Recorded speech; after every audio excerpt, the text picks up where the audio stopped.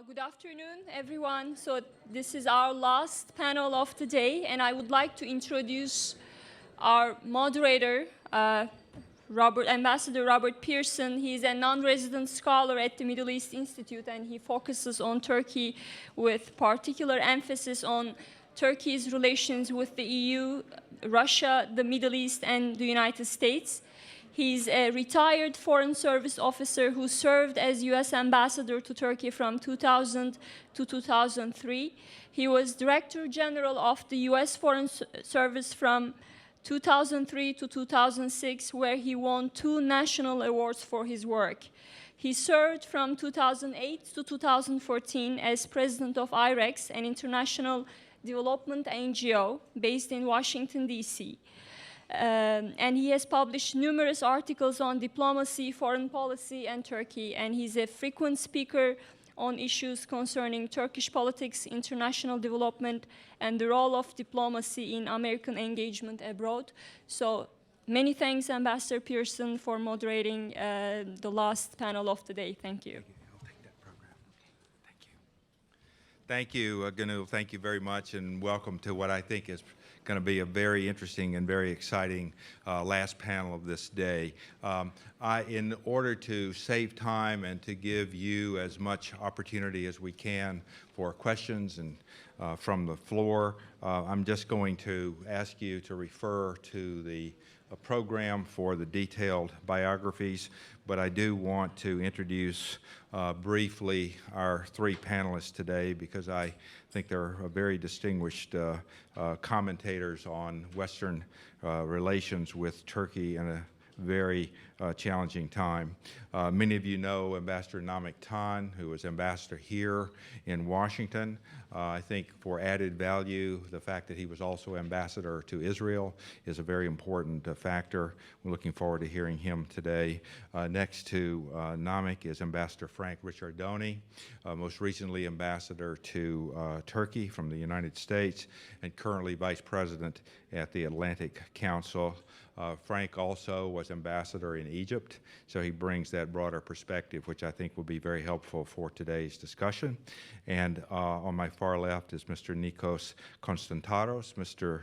Konstantaras is the managing director for Kathimerini newspaper in Greece. He is going to bring us perspective from the EU and from Greece, so I think we're going to have a well-rounded discussion today. I'd like to start, if I may, with Ambassador Tan. And then I'm going to ask Mr. Konstantaras to give us his perspective, and then we'll conclude with Mr. Ricciardone, and I will ask a question or two, and then we will open it up to the audience. I've asked all the commentators to give us their brief overview of what their perspective is, and try to give you as much time as we have for the discussion. So thank you very much, and look forward to this discussion. Thank you. Namik, could you begin, please? Okay. Thank you very much. First of all, let me just allow me to say how pleased I am to be back in Washington. This is a lovely city. I spent years here, and every time I come back, I love it more. Anyway, now actually, Turkish-American relations. Now, the subject, maybe we can start from there. Turkish-American relations, it's a very complex, and I think it's a very, very sophisticated relationship. So it should be managed in an equally sophisticated way. Are we that are both sides, I mean, 2 sides to the relationship. One is Turkey, the other one is the United States. Are those countries managing it well? This is the question.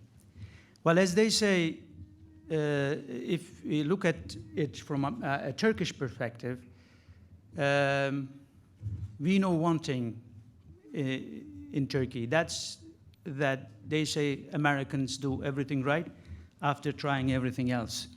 So the key here is to engage with the United States before, I mean, if you want the relationship in the quality that you like it to be, then you have to engage in the right time with the Americans. Are we doing this? Perhaps not. I mean, we have not been able to do this in the way that we should. However, if we look at the same thing from an American perspective, whether the Americans are doing what they should do, I think the answer is again no. America, the United States, actually is the focal actor in this relationship. The responsibility rests on the American side. What I mean by that, if I ask you, for instance, to draw a circle, you just basically what you do is to swing your finger and draw that circle. But if I ask you to draw a proper circle, then this is different. Then you need to fix your finger to somewhere. You need a stability point. You need to use a compass, for instance. This stability point for global affairs is, to me, I think, in my opinion, is the United States.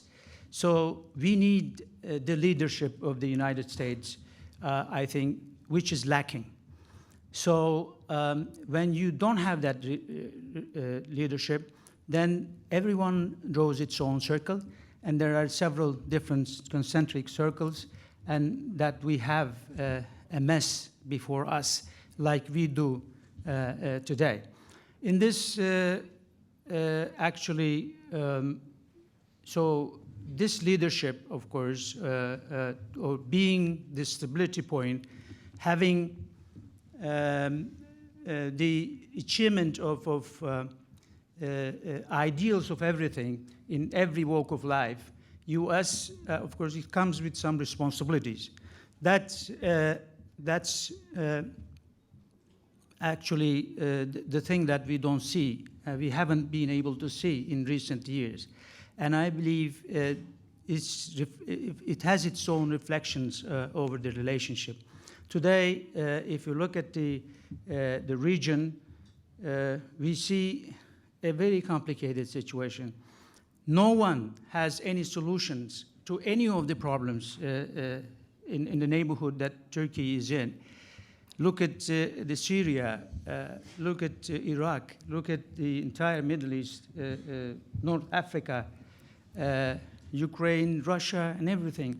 So we have to have a sort of a stability point to hang our problems, at least for a moment, on, and think about the solutions and devise our own strategies together. No one can easily find any solutions to any of those problems in the foreseeable future. So the other thing is that we lack the big thinking here. We don't have it, unfortunately, on our side of the aisle. We, most of the time, miss the very real nature of those problems and engage with some, unnecessary populism in most of in our devising our strategies on most of those problems. So Turkish-American relations, as we speak, I believe this morning when my colleague Ünal Çeviköz, I think, rightly mentioned the trust issue, or the confidence and overconfidence and the trust. To me, it is trust. I think we don't have it today, and this is going to be a big problem. And I believe in the coming 2 or 3 years, or in the medium run, we will face several different challenges in this relationship. Thank you very much, Namik. Nikos, could you give us your perspective, please? Yes, thank you very much, and I'd like to say it's a great honor to be here today, and I thank the organizers, and I thank everybody who has spoken earlier for very, very thought-provoking and often very moving analyses and presentations. I would like to talk about Greece, Turkey, and the European Union and the historical perspective of this. I think it's quite important to take a step back from today's events and see things, and see today's events in the perspective of what's been happening for a long time. Borders define us in the terms of who we are and who our neighbors are and how we relate to the world and with each other. And now we are facing a very serious issue of borders. These borders can be very volatile. They can be dormant and barely visible, like a road sign between Brussels and Paris, showing that one is Belgium and the other is France, or they can be the theater of conflict the way we are seeing in the Middle East right now. And there's always a time where some border will have its moment in the sun or in the dark. The thing is that pressing problems on the borders, whether they are sudden or chronic, can so often allow malignancies to develop both within the countries, within those borders, and with each other. And we are seeing those things happening right now. And we only need to look at defense spending to see how these issues can corrupt countries. So today, the border between Turkey and Greece, with the very deceptively beautiful waters of the Eastern Aegean, is where the European Union's fantasies and delusions confront reality. The age-old contest between Greece and Turkey, which is a rivalry that's been going on for about 1,000 years, is still there. And to a great extent, it still determines the actions on both sides. But now this western border of Turkey, which faces even more pressing challenges on its other borders, is where the grand European project of unification is being tested, perhaps as never before. So far, those of us who hoped for a more self-confident union are not very encouraged. As we first saw in the Greek economic crisis, we see the same initial hesitancy to take action, followed by hasty decisions that seem to aim not at getting at the root of the problem, but more at putting it aside for a later date. And as we have seen, when you allow problems to fester, they come back in a mutated form.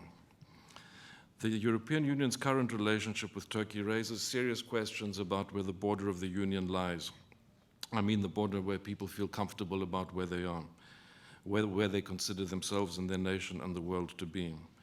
The rush of refugees through Turkey to Greece and then northwards into Central and Northern Europe is evidence that for many people in more dangerous parts of the world, crossing the border into Greece is a step towards salvation, a step towards the European Union. Yet, there are about 2.3 million people, of Syrians, still in Turkey, and many of them setting up businesses and getting ahead with creating a life. So one wonders, when many of them do cross over into Greece, why they don't try to do the same thing. None of them want to stay in Greece, they just keep on moving. And that is a very interesting point, that Greece, being part of the European Union, in the minds of many, is not within those real borders that people consider being the European Union. And this is something that has come back to haunt Greece with a vengeance this week, as I will mention later. So, if we look at the numbers, the International Organization of Migration had last week a figure that by the 27th of November, in that month, 110,000 people arrived in Greece from Turkey through the Eastern Aegean. In the same month, 105,000 had left through the northern border, and it's certain that the other 5,000 left the day after this number was announced. So the facts speak for themselves. People do not want to stay within Greece, even though it is part of the European Union. And here we have to do with the perception that exists that Greece is not a country where they can really stake their future. That is the position that has the picture that has come about because of the economic crisis and the way it has been handled, but both by the Greeks and by the European Union. We have an image of a country that's dysfunctional at the best of times, so refugees want to go where they feel that they will be safe. And here I have to remember the great Pericles when he said, that it is better to be poor in a rich country than to be rich in a poor country. And we see the truth of this in the way the refugee flows are going. It's interesting for us to stay behind.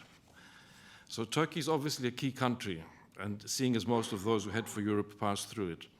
Hence, we had the EU-Turkey summit in Brussels last weekend, when the union's leaders suddenly remembered Turkey's EU aspirations. I'm sure that the irony was not lost anywhere.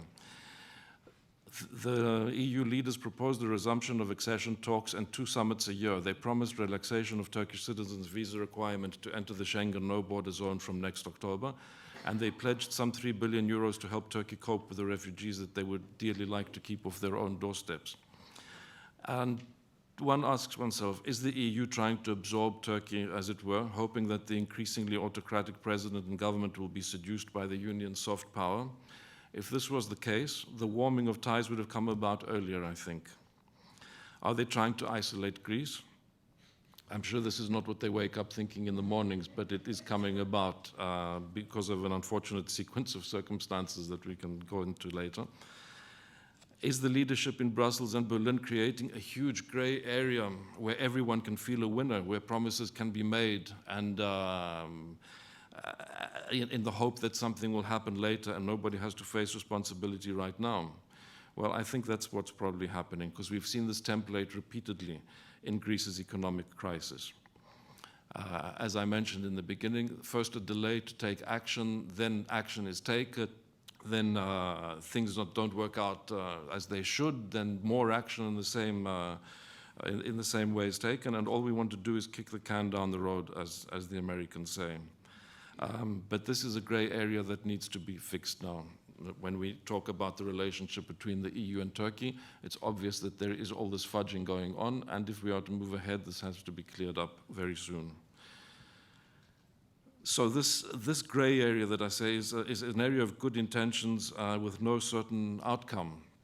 It's interesting that this gray area concept arises about 2 decades after the relations between Greece and Turkey took a turn, when the gray area concept of territorial waters in the Aegean and islets came into question. So today, when Brussels and Berlin propose, and are quite pressing, that the Greeks should cooperate with the Turks in patrolling, with joint patrols in the waters between the 2 countries, it sounds logical. In Greece, it triggers a reaction that says, wait, we can't do this because we'll be putting Turkish vessels in Greek waters, and we know that that will lead to trouble. And the Greek foreign minister said as much when he said this would mean Turkish vessels entering our territorial waters, a move which could have long-term consequences. So there is the fear that the gray areas breed malignancies that the sides are not keen to allow to happen. And it's interesting that even though the relations between Greece and Turkey have been pretty good lately, and I know that the government in Athens had worked well with the government before the elections, and they were hoping that this relationship would continue. We had an interesting escalation in the last week. The Greek Prime Minister, in his Twitter account, sent a message to the Turkish Prime Minister saying it's fortunate that the Greek pilots are not as jumpy as the Turkish ones.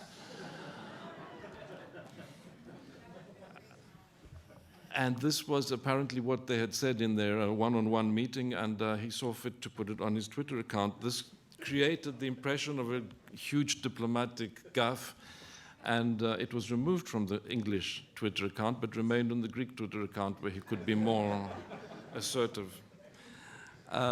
2 days later, 2 days ago, in other words, on Tuesday, a formation of 6 Turkish F-16s entered the Greek airspace, Athens Flight Information Region, stayed for about half an hour while being accompanied by Greek jets. And our rules of engagement go all the way up to the Prime Minister, so there wasn't any cowboy action there. And at one point buzzed an inhabited Greek island at a height of 4,000 feet. That is pretty provocative. I have been away for the 2 days, but I haven't heard of any serious consequences to that. So there is a kind of playing between the two sides, which means that the border is alive. It's a live issue, but we are dealing with it in a way that is perhaps safer. But I come back to the issue that as long as there is a gray area there, it's a gray area both for Greece, Turkey, and for the European Union. Now, I think now, if we concentrate on that, we can see that it's much better on this side of the Turkish borders than it is on any of the other borders that they have. And I think this is what will play a role in the coming days, in that Turkey doesn't really have an alternative to improving ties with the EU, with the NATO countries, and so on. The refugee crisis and the tension with Russia over the downing of the Russian bomber has, I think, allowed only one route open for Turkey. So if it's met with trust and confidence from the other side, and as we heard earlier, that is the major issue in dealing with these foreign policy issues, then I think that we might have some good progress there. This brings me back to one of the big issues that we have in Greece now, and which has to deal with Turkey, and that is the Schengen area. I don't know how much of a discussion has been going on here. You know, it's the open borders zone that several European countries have signed an agreement on. Well, it's very much in the news now that Greece is in danger of being threatened with expulsion from that zone if it doesn't do something about the refugees coming through the country. It's ironic that we have this at the same time that Turks are being promised easier access to the Schengen area, that the Greeks will find themselves outside if it works that way. But it also shows how the European Union works in some ways. And it also shows the cost for Greece in having lost credibility and having lost the trust of people through the economic crisis, because repeatedly there have been failures because of the failure implementation, but also the failure in the program, which has allowed Greece to appear as such a failure. And that now that we're dealing with a separate crisis, even though Greece with its economic problems is doing what it can, despite its dysfunctioning generally, you have countries that are not involved in the front line of this coming out and preaching to Greece and saying it's high time that Greece was expelled from the Schengen area and so on. And this is something that Greece has to deal with very carefully. I won't go into the details about the hotspots that are being set up and how many thousands of people are being processed and so on. We can do that in questions and answers later if you like. But I want to mention something else, 2 points that are very interesting. The one is, again, the borders. Despite all the enmity of previous years, the Greeks and the Turks are getting on very well lately, not only at the government level, but through tourism. Even though Greece is a member of the Schengen area still, we implemented a plan where Turks get on-the-spot visas, which they couldn't get in previous years, and that has shown remarkable progress on the 5 islands where it exists, mainly there, but in other parts where it doesn't exist, and they came with visas. We reached 1 million tourists this year from Turkey, out of a total of 26 million that came to Greece. The 1 million from Turkey that didn't exist a few years ago is very, very impressive. And I'm told that the final figures will be much higher even. The thing I like very much that I hear from people on the islands, Greeks, but also from Turkish friends, is that they have a very good time when they come. And I find that is what we are good at. You know, the Greeks are great at having state funerals, big parties, and having and hosting people for having a good time. Sorry? Reasonable prices. And well, reasonable prices are now a product of the crisis, thank goodness. So that is working out well there, and it's good, and it's very nice to see that there is life after the Schengen area. If we are booted out, we'll have plenty of friends to help us get over the difficulties. And the last issue I want to raise now is the progress in the Cyprus talks that has been going on, and I think anybody who watches that is hopeful for the first time that if there isn't any outside interference, we might see real progress there, which will see a border coming down in the good sense that we've wanted to see borders come down. We will also see a major thorn of contention between Greece and Turkey disappear. We know that from 1974 there was this huge arms race between the two countries that has been exorbitant to both of them in terms of money. In the 80s, Greece was spending about 6% of its GDP on defense.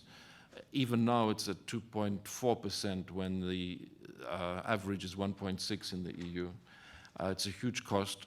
It's not so much because of the tension with Turkey right now, but there's a military that needs, there's personnel that need to be paid. 73% of defense spending is on personnel payments. So there is something there that exists, and the same is applied on the Turkish side, I'm sure, on spending.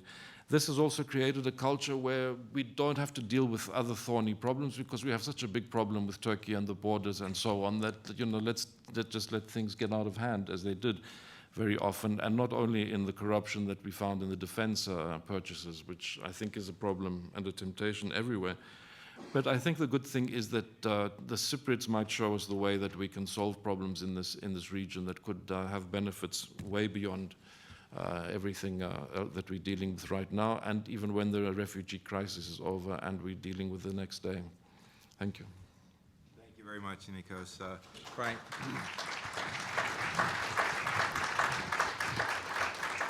Could you give us your U.S. perspective, and then we'll go to Q's and A's.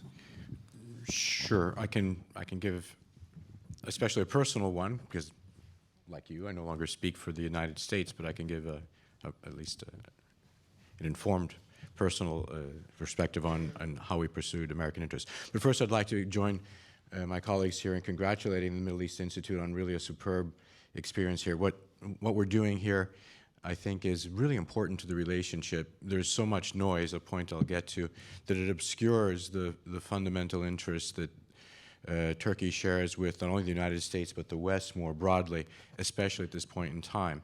And conferences like this, where you can have an Armenian American stand up and ask a Turkish politician about genocide and dealing with the genocide, that's helpful in clearing through noise and misunderstanding. And to have an opposition politician able to field those kinds of sensitive questions here is really a helpful thing, I think, to the relationship, and healthy. So congratulations, Wendy and Kate and Gönül, especially, for organizing this, and thank you. On the question of Turkey's relations with the West, and particularly the United States, I was preparing exactly 5 years ago to go back to Turkey as ambassador after an absence of about 10 years at that point, from having been the deputy and chargé for a while in the 90s, and having started my career there at the height of the Cold War in the late 70s. And the question then, 5 years ago, in another spike of tensions between Turkey and the West, was, is Turkey turning its back on the West? Is it spinning on its axis?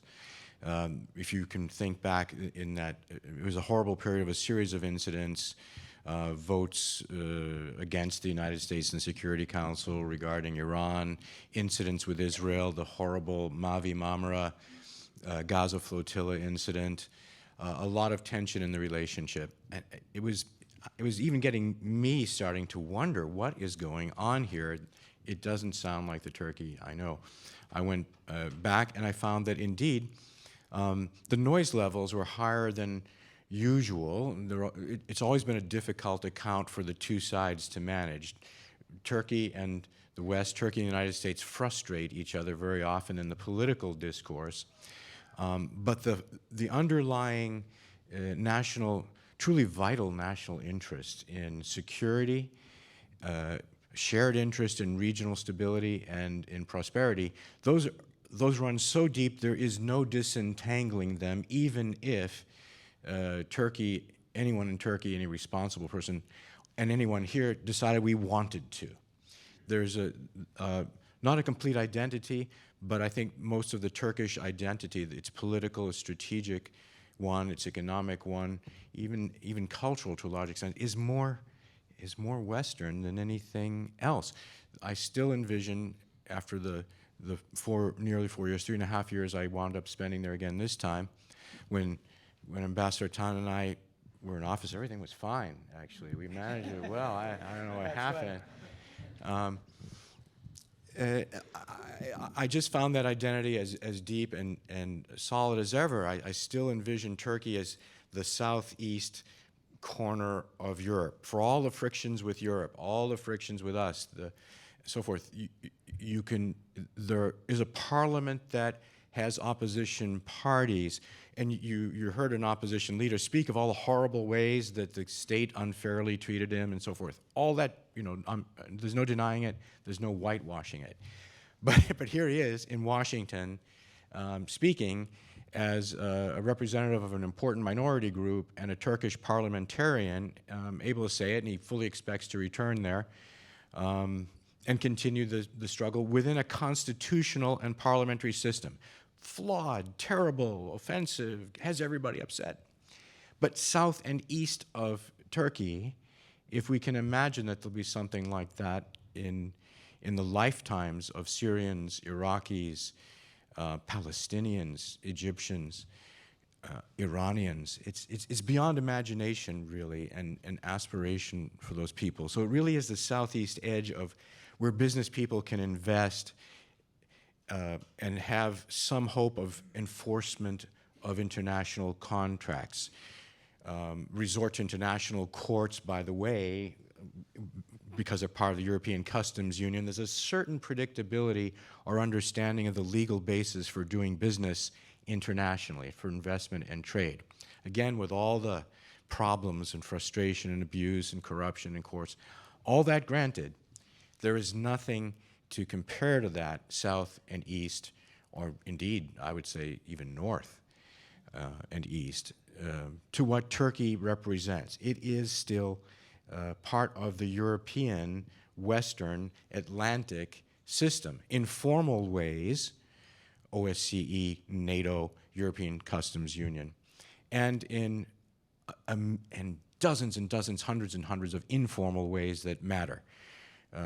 Turkish Air works within an international civil aviation architecture that is Western, and it's one of the most spectacularly successful practitioners of it, and depends on it.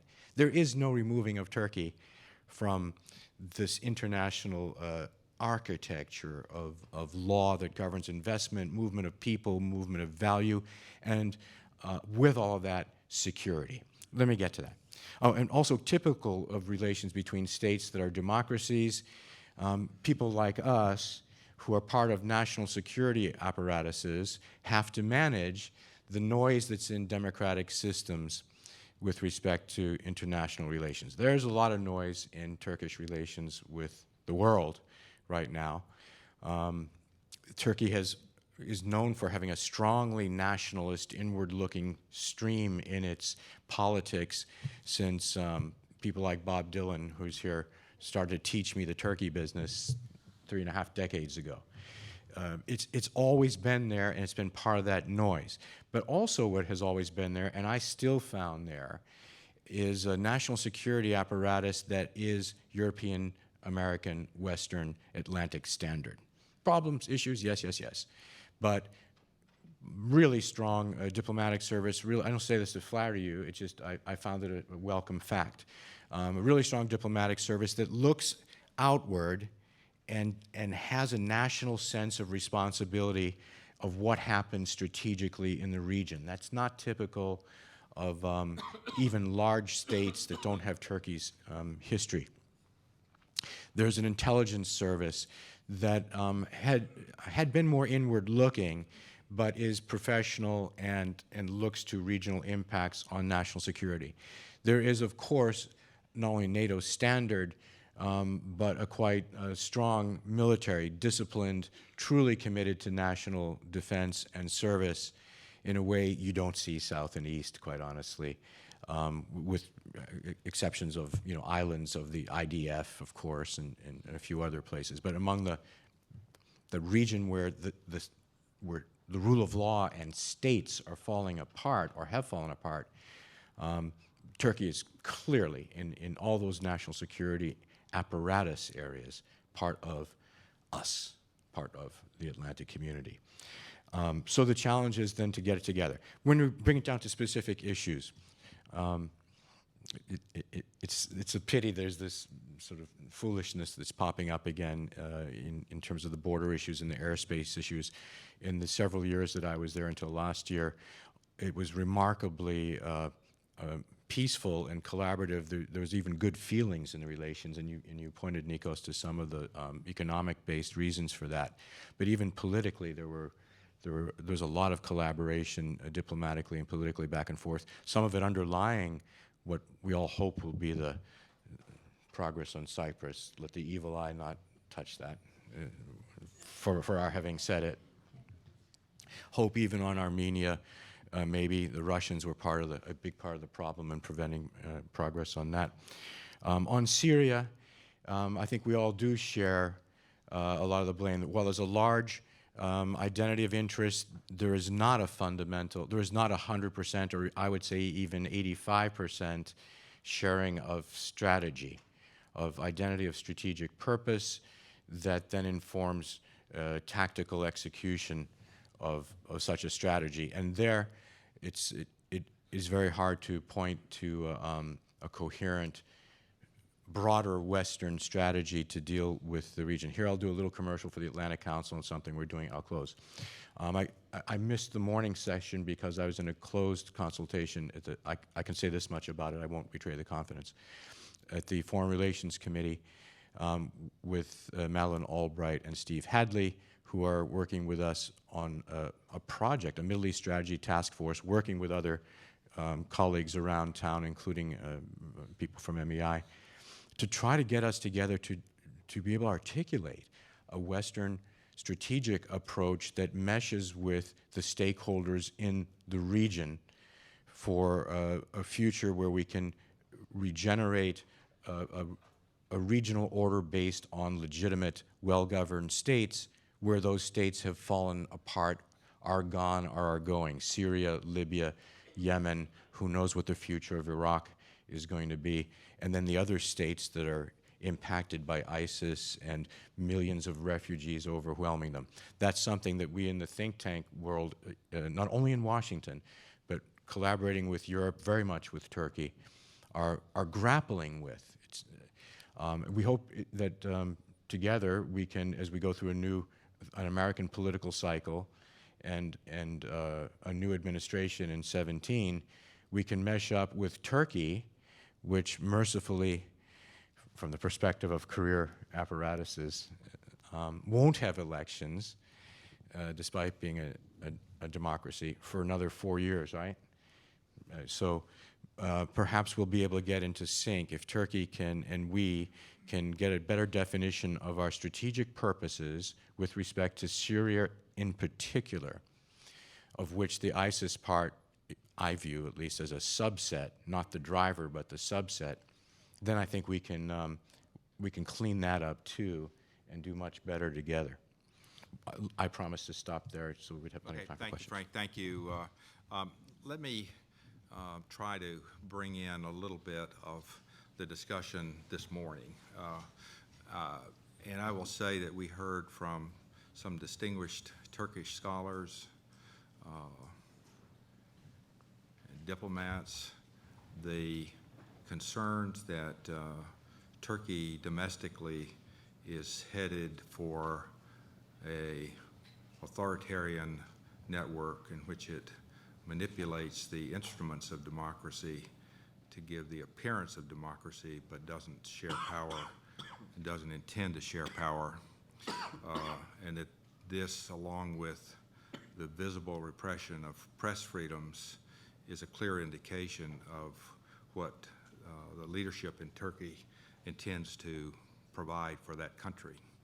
And then Ambassador Chevikos made the very good point that it used to be that people didn't see the connection between domestic issues in Turkey and foreign affairs issues, but now that's no longer true, and that hasn't been true for a decade, and I think that's a very sound point.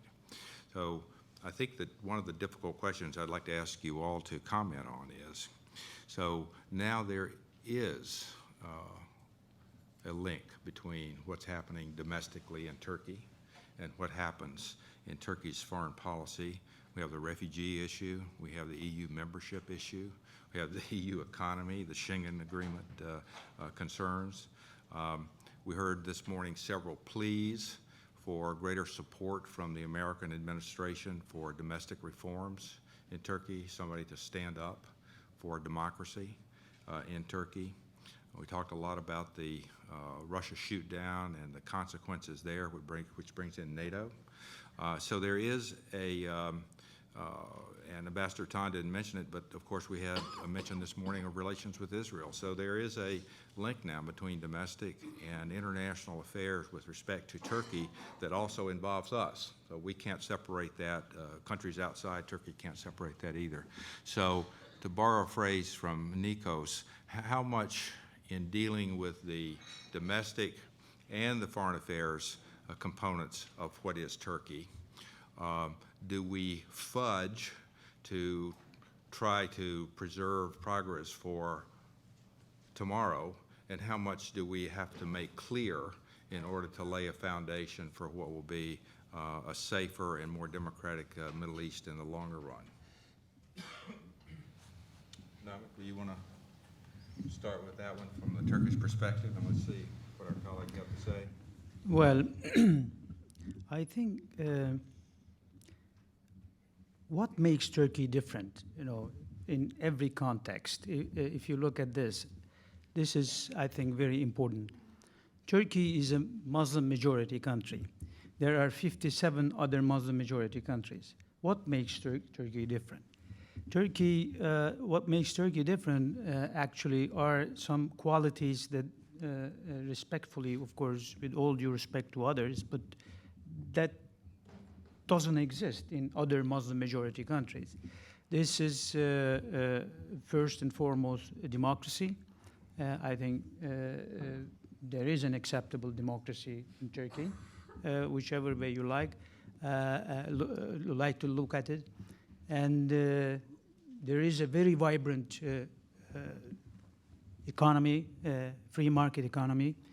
There are Turkey is a member, and some of them founding member, to all Western institutions that you can think of, starting from NATO to others. So that really gives Turkey a specific quality. So, and it's in this quality today, if you look at the problems, I don't want to detail them. I think what kind of problems we have, but one of them is the radicalism, the fundamentalism that exists in the shape of ISIS, for instance. So Turkey is a cure for ISIS. If you are to go against what is represented by ISIS, then you can easily find Turkey as an ally. And Turkey, without Turkey, a Turkish presence or involvement in any of those solutions that concern ISIS, the fight against ISIS, even if you think of a physical fight, I mean a military fight, then still you need Turkey. So Turkey, in that sense, I think Turkish-American relations or Turkish-Western relations as a whole is indispensable. I think on almost every challenge that is before us, I think Turkey is there. Well, it can be, I think, without any Turkish relationship, most of those challenges, I think, will be quite hard to bring about certain reasonable solutions. So, in that sense, the question is, I think, as I said at the very beginning, the two sides of this, the entire relationship, I mean, Turkey, US, and the West, they have different responsibilities to manage this relationship, for some delicate touches which is needed, sophisticated, I think, thinking is needed. So whether they honor their responsibilities, that's the question mark. And I don't think that we're seeing this. We haven't seen this in the recent years, and we're not seeing this presently. And in the medium term, and I think, for instance, just this Syrian problem, I'm afraid we're going to live with this problem in the coming decade, even more. So this is not, I think, the way that's required by all sides of this whole relationship. I think the positions taken are not quite right, as much as I think. And Turkey, and there is a very interesting metaphor. I think the two sides, meaning Turkey, West and the US, doesn't matter. Actually, we have to qualify the West as well. I mean, when we say West, what is West? Is it the United States, I mean, the other side of the Atlantic, or Europe? So this is another big problem. Now we see Europeans, our European friends, again, with all due respect to all of them, starting from Greece and others, I think they don't have the talent of big thinking. They cannot think big, just as Turkey. So that's why we are European, for instance. I mean, not because of our history, not because of our culture, not because of nothing, but we cannot think big as Europeans.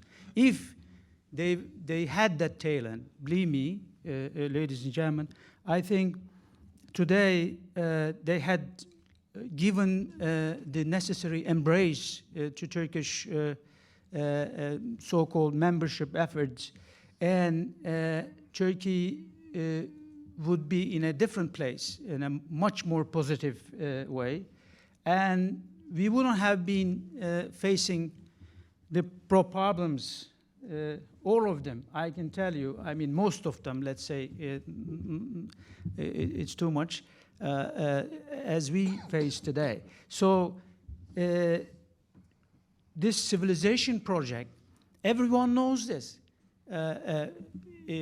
in the shape of EU, lacks cultural, I think, religious, and perhaps some other diversities. It doesn't exist there. I mean, and the only candidate I think I'm quite strong in that, to bring this diversity into the civilization project is Turkey. You cannot name any other Muslim majority country. Again, you know, I'm trying to be diplomatic, not naming names, on both sides, of course. But so we haven't seen that big thinking on the Europeans. When we come to the United States, there is a different, I think, story. U.S. Doesn't want to be the leader of the free world, that you're talking about democracy, freedoms of different kind, freedom of expression, press freedom, this and that. U.S. is just watching. You know, says, well, U.S. is watching everything. U.S. is, I mean, when I say U.S. leadership, don't misunderstand me. I mean, don't misget me. What I mean by U.S. leadership, not just bowing before U.S. on everything, but just working with Turkey, I mean, the U.S. In trying to, I think, defend all those freedoms, because the achievements, I mean, if you look back historically, and as of today, U.S. is the only country which has been able to achieve the ideal standards on all those freedoms or values. So you need to lead people on this, but we don't see that leadership. We don't see that leadership when it comes, and we had some certain questions this morning. I think some of our friends rose up and said, well, why is not Turkey putting ground troops to fight against ISIS? Turkey cannot do this, ladies and gentlemen. How can you imagine Turkey just doing this? For what reason? I mean, this is a collaborative, I think, fight. Our means is not enough for this, but we can, as a Muslim majority country, which is, I think, the most important point here, we can make a lot of difference. Our cooperation, coordination, our support means perhaps 5 or 10 times more than some other countries. However, we cannot do it alone. We need a sort of a stability point, as I tried to explain earlier. So we don't see it today. This is so unfortunate, and I believe we will continue to face several complicated, different, I think, problems in the immediate future. Despite all this, let me just finish by this. I think I am very optimistic about the future of Turkey-EU-US relationship and Turkey-Western relationship, because we are all maturing together. We're learning out of this very, very, I think, painful exercise. This maturity, when it comes to an end, I don't know. I have no answer to that. But I am very optimistic. I think Turkey, if you look at from, different angles, if you look at from the West, Turkey is the very eastern point of the Western world. And if you look at from the other side, Turkey has that power of being the western side of the eastern world. So I think Turkey is an asset, but it should be engaged in a more sophisticated way. So I have a lot of complaints about our friends in the United States and in Europe. Let me finish by this. Okay, thank you very much. Nikos, would you like to add your thoughts to this idea, this now linked relationship, it seems, based on the commentary today, between domestic events in Turkey and foreign affairs choices? And we've seen in the recent last week's agreement between the EU and Turkey a very visible certification of that fact. Could you give us your perspective? Yes.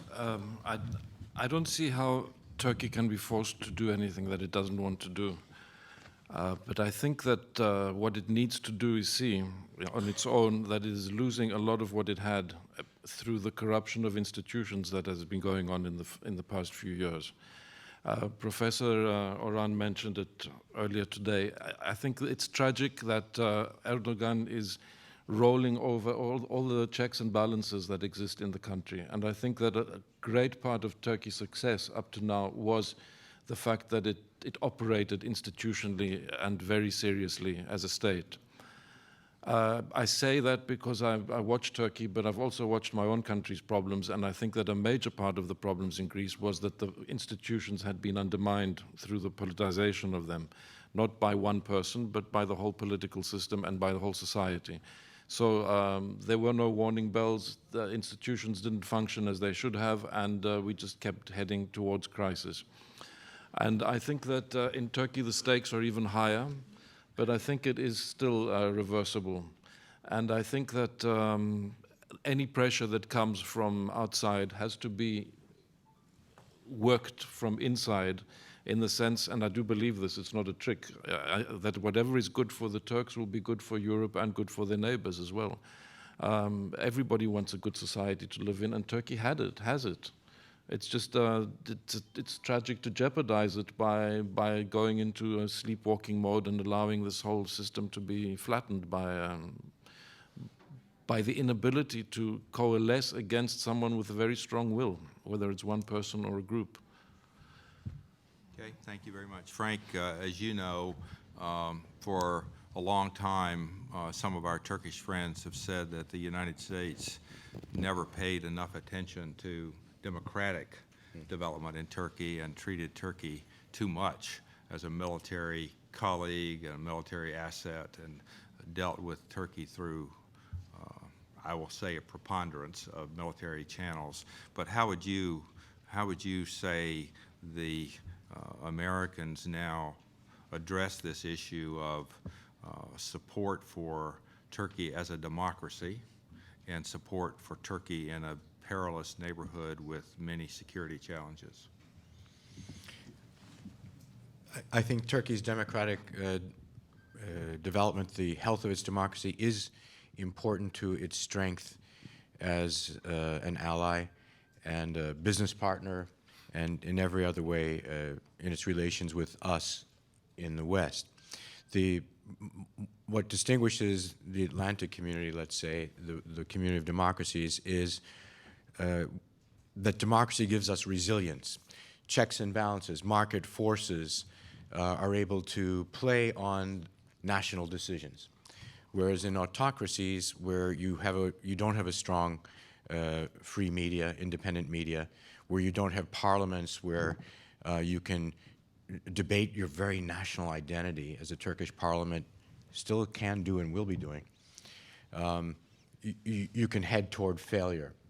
We're able to roll with the punches in functioning democracies. France, the United States, US, we've all been, Turkey so far, has been able to roll with terrible terrorist attacks, outrages, breaches of our tranquility and security from outside and from within, with huge economic setbacks. Look how Greece is dealing with this crisis. It's painful, it's noisy, who knows how it will work out, but the Republic is clearly going to survive this and probably come out stronger sooner or later, for having a democratic system that can deal with it and a civil society that can deal with it.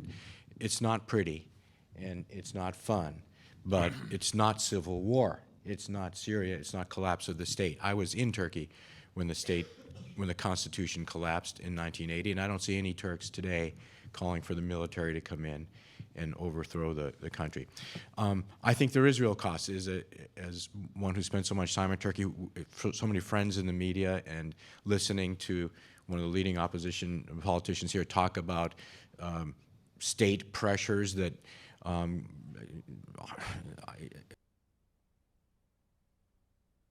listening to one of the leading opposition politicians here talk about state pressures that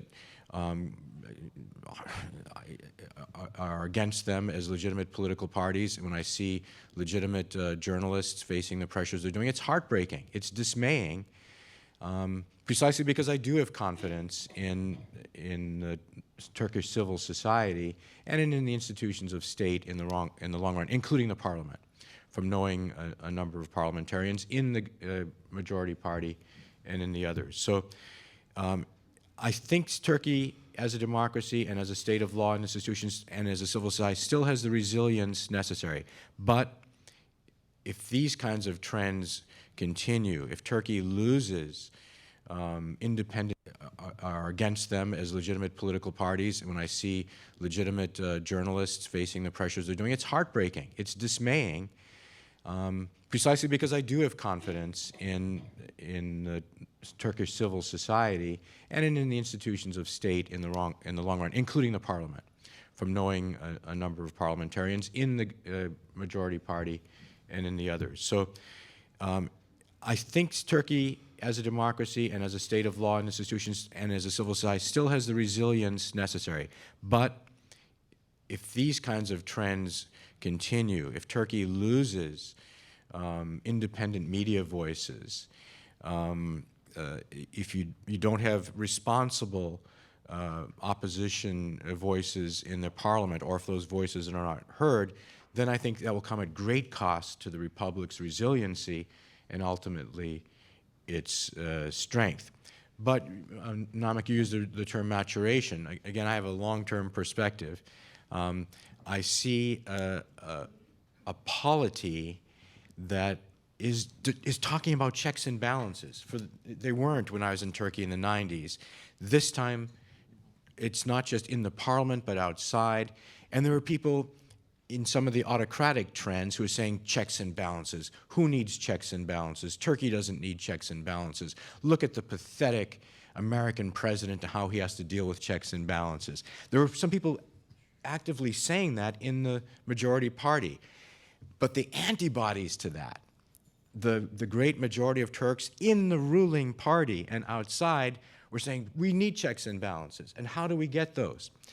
There was a great constitutional debate going on in the parliament from 2011 until it sort of petered out and finally was squashed by the end of 2013.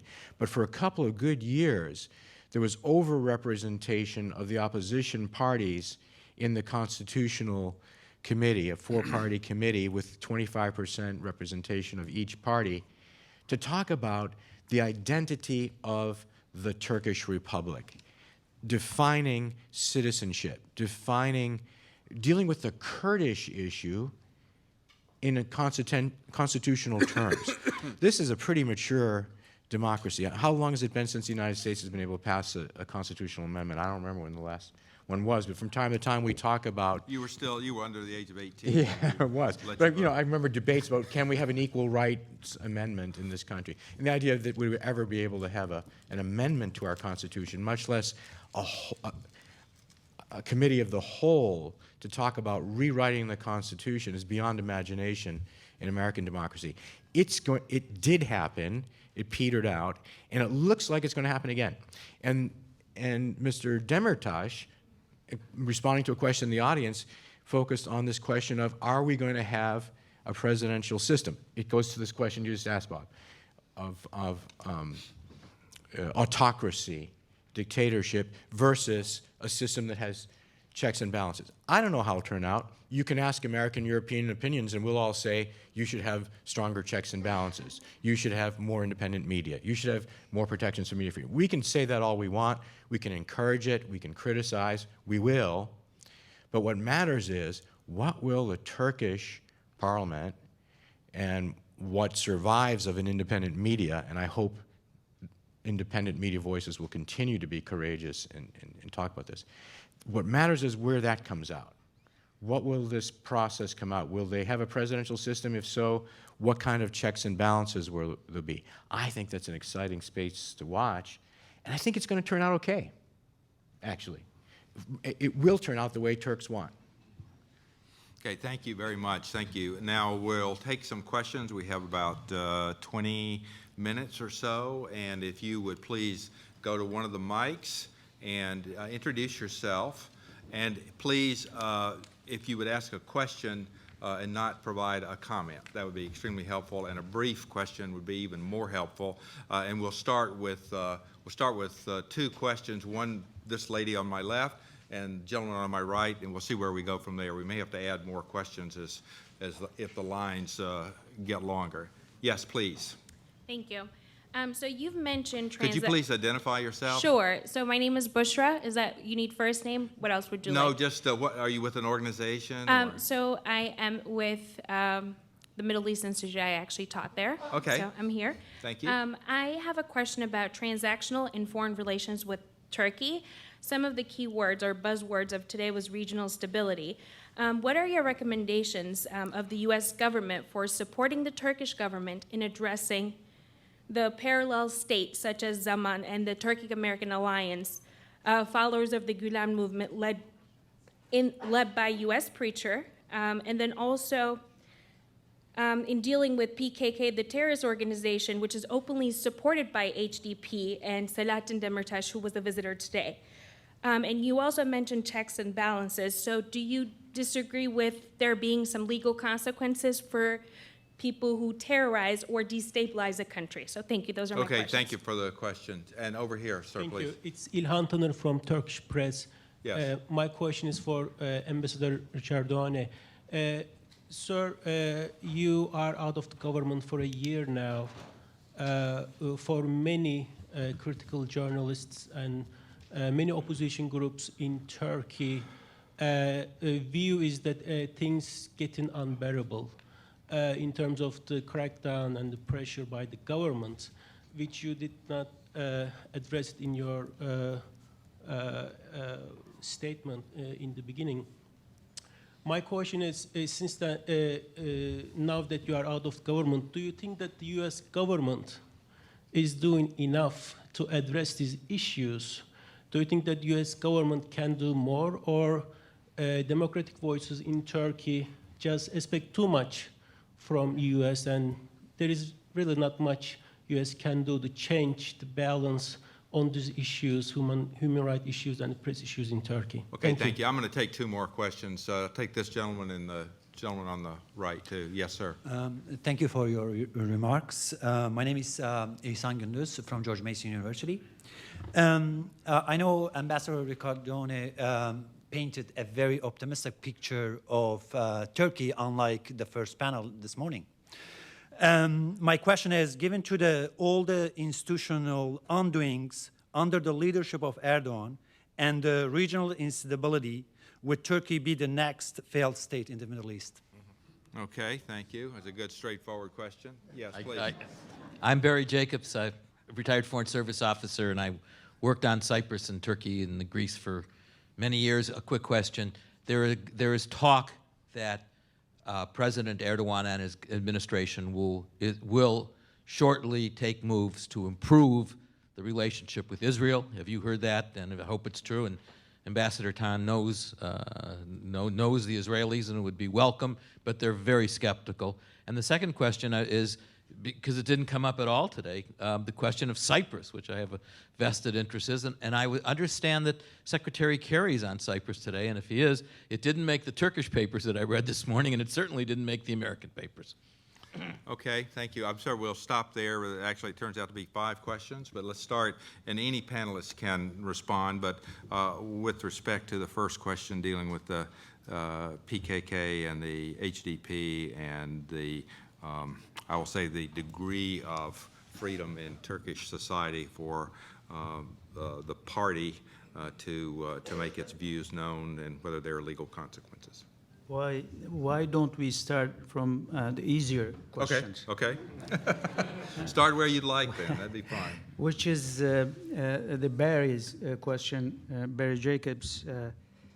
I think it worth some attention. Turkish-Israeli relations.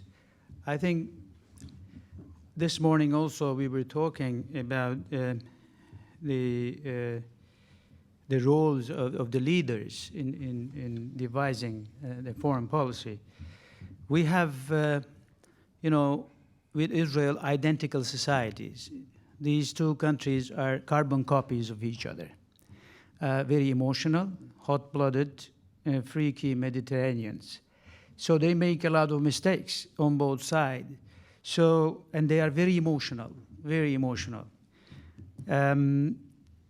However, these two countries, if you look at the region, in this very volatile region, are, I think, specifically, if you just think of a triangle relationship, U.S., Turkey, and Israel, I think it matters a lot for the stability of the region. So these two countries should put their differences behind as early as possible. And what they are doing today, I think they have covered a lot of ground in this. Nobody noticed, of course, in recent days, the government in Turkey took, I think, very courageous steps and which were designed to give some clear messages to Israel that they, meaning Turkey, wants to mend the fences in this relationship. They raised the level of representation, and they sent a senior diplomat to Israel, a relatively senior diplomat, and he's a very good diplomat. And I think they have, he's been instructed quite powerfully and given a free hand in his, engagement with the Israeli authorities. So I think now the problem is not Turkey anymore. Now the last step should be taken by the Israeli side, by Netanyahu himself. But on one side, we have a very powerful leader in the shape of Erdogan, and the other side, a quite identical person, a very powerful political leader, Netanyahu. So it has become a sort of personal rivalry between these two. It's a very emotional thing. It should be, I think, overcome, and I'm quite optimistic. Very soon, I believe, this relationship will come to its original track. About Cyprus, perhaps, yes, we have very positive progress in that front. And I think it's also essential to take some steps, I think meaningful steps in this conflict or in this problem. And I'm as much as I follow it, I think the two sides, Turkey, or if you talk about the Greek Cypriots and Greece as well, all the parties are doing their utmost. But the more you come to a solution, closer to a solution, the more complicated it gets. So that's where we are now. That's, I think, why Secretary of State Mr. Kerry was there today, and he is trying to push and make certain, I think, contributions. And I am also, I should say, if I were to compare the two problems, Turkey, Israel, and Turkey, the Cyprus problem as a whole, I think I would go and bet for the Israeli relationship. I think it will come earlier, as much as I see it. Okay, thank you very much. Frank, do you believe the U.S. should be more visibly supportive in its diplomacy and its public diplomacy for the issue of press freedom and other freedoms in Turkey? We heard this morning from a representative of the administration who said that these concerns are being expressed. There was a news report, I believe, last week, the accuracy of which I absolutely could not comment, which claimed that the president didn't raise the issue of human rights at all with Mr. Erdogan when he met him at the G20. But on the general issue here, the role of the U.S. in promoting these kinds of values in Turkey more vocally, do you believe that is something that the United States should do? And what are your perspectives? And let me just say, I know that's the easier question. What do you think, Frank?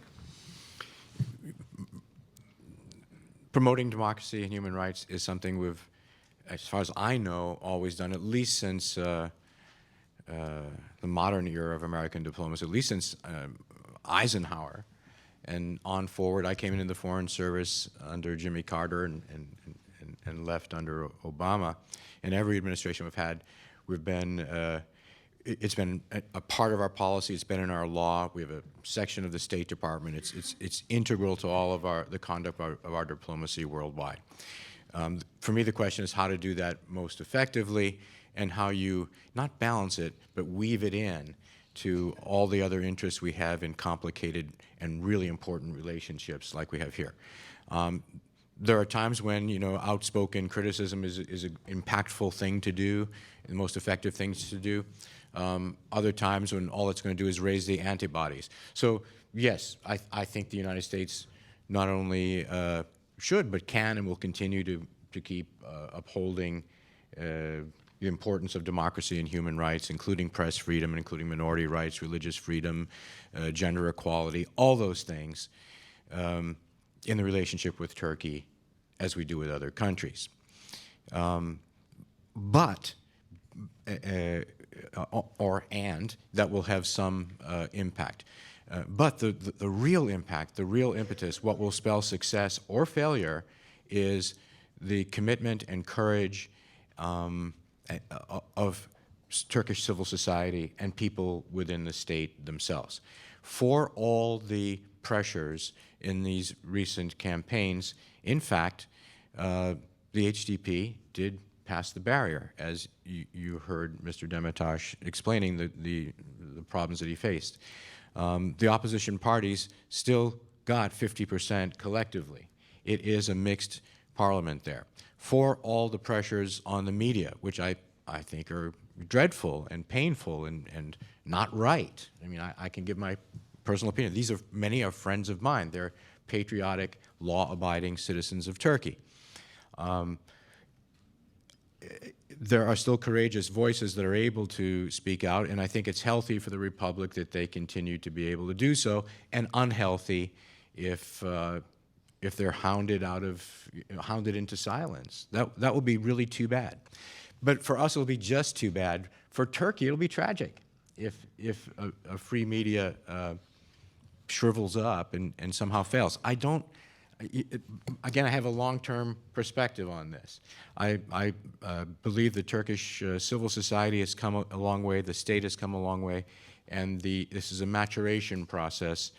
I really look forward to the debate in the Parliament about constitutional changes in the form of the Republic and the protections of individual freedom. Some of the most conservative people in the ruling party, in Parliament, leaders that I spoke with there, spoke to me during that period, 2011 to 2013 in particular, of the need for a constitution that will protect the rights of the citizen from state encroachment.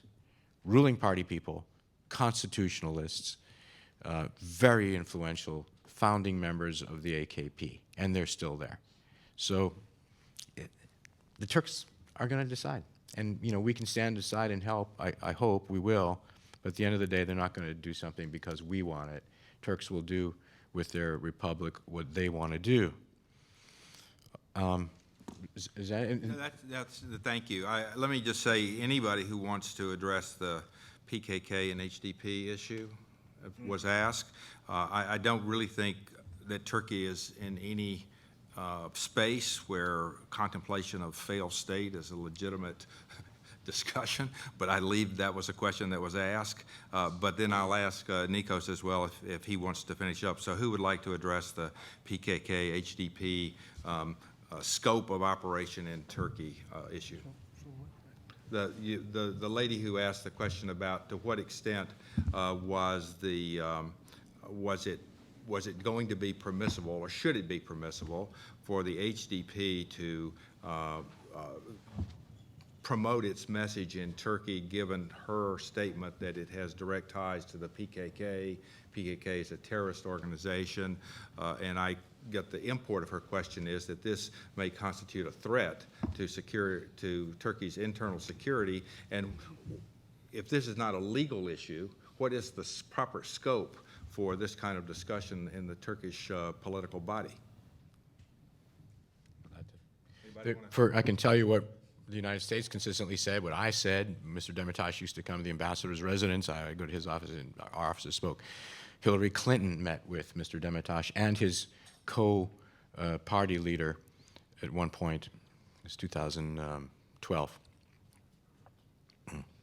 But the consistent message is the more space you put between yourselves as a constitution-respecting, legitimate political party and the PKK, internationally recognized terrorist group, the better in terms of the United States' ability to have a sensible conversation with you, and the better in terms of the respect you will have worldwide, as well as in your own country, the better for Turkey.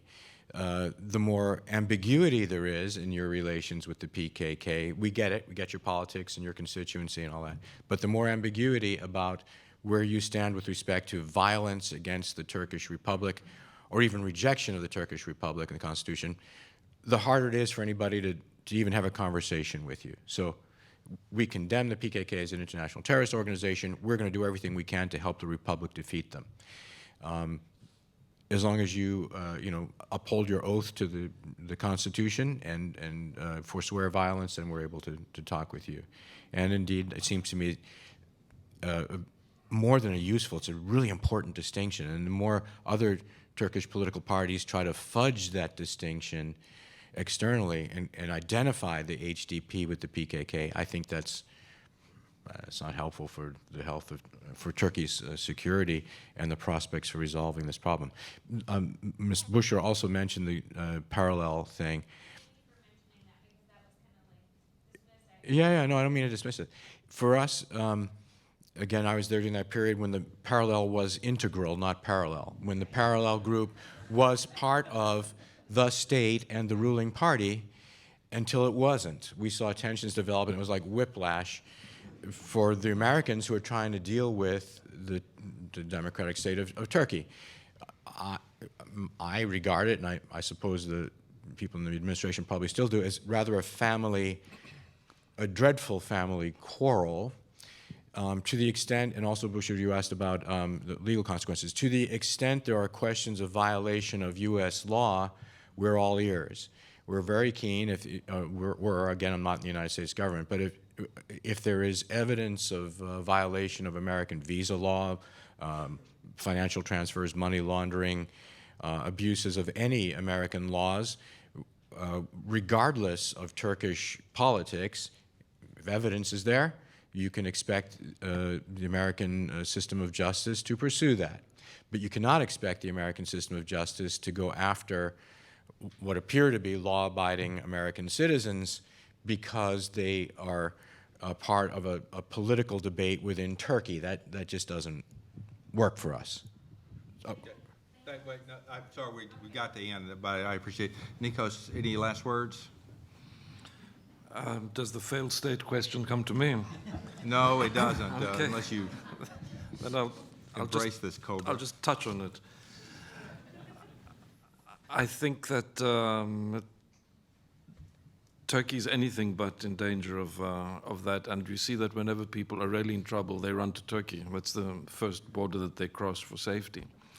But that's the very basic thing. From there on, what happens in Turkey, I think it's in a dangerous situation now because it's very divisive, the way the government is working, the way Erdogan is handling things. Instead of, I mean, he's very paternalistic, but he's not being paternalistic to the whole country. He's splitting it into the good and the bad and dividing as much as he can, and it worked very well for him in the past few months. I don't see what's going to stop him. It's a very successful policy, and it's a very difficult one to back down from because you create monsters that will eat you when you start backing down. So I think in my mind, for what it's worth, it's at a very, very significant turning point. It really has to stop the slide into authoritarianism while it still can. And because after that and after Erdogan, there will be no one who will be able to hold it together if all these divisive forces have begun to solidify into groups that can't talk to each other afterwards. So we're living in the 21st century, but we see that we're right next to the medieval age as well. So it takes a lot of work, and that's the thing about democracy, is that it's not just the best system, it's one that demands work all the time, and it demands that you be your best all the time, and you make the sacrifices when you need to, and you take the decisions when you need to. Otherwise, it's too late, and it's a long way back again. Thank you very much. Well, I would just sum May I Yeah, say please, of something, course. I think about this.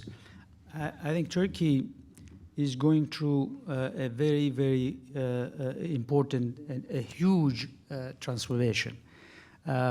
Don't look at the recent few years. I mean, look at the recent decades.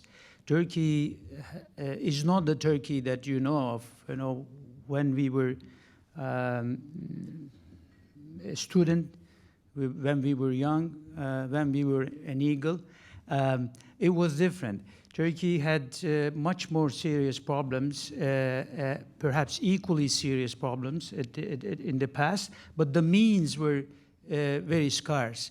Today, Turkey is a powerful country, and I believe during this transformation, what is important is that this transformation should be managed, should be directed by some sophistication. That's not available, perhaps, in the way that we like it to be. But despite that, I believe, of course, Turks themselves will be. I do trust the power of our own people. They will put this behind. Most of these difficulties, the complications, violations, whichever way you qualify it, will be put behind. I truly believe in this. And if you look at the other administrations, American administration, Europeans, and others, our allies, I think the only way to help Turkey in its effort is to expand and increase the level of engagement with Turkey as much as, don't get upset about Turkey and turn your back, but just go and engage. When it comes to US is doing this through some little mere statements. It doesn't help. It should be bigger than that. So I think this engagement should be increased, should be expanded, and it will be appreciated then when you talk in a, just excuse my definition of this, but in a graphic language with certain statements qualifying it as again, respectfully putting it, failed states and this and that. This is no administration on the face of the earth could easily come and accept this as a criticism. So I believe we need again, I highlighted in bold letters, we need the leadership and the support of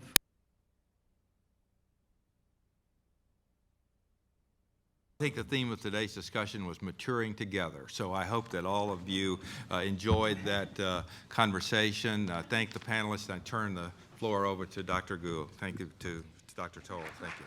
Well, I would like to thank all our panelists for the wonderful debate. Thank you so much, and thank you all for coming.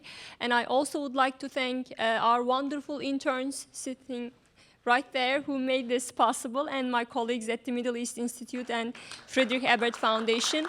We'll be posting the podcast on our website soon, so you can find the panels there. Thank you.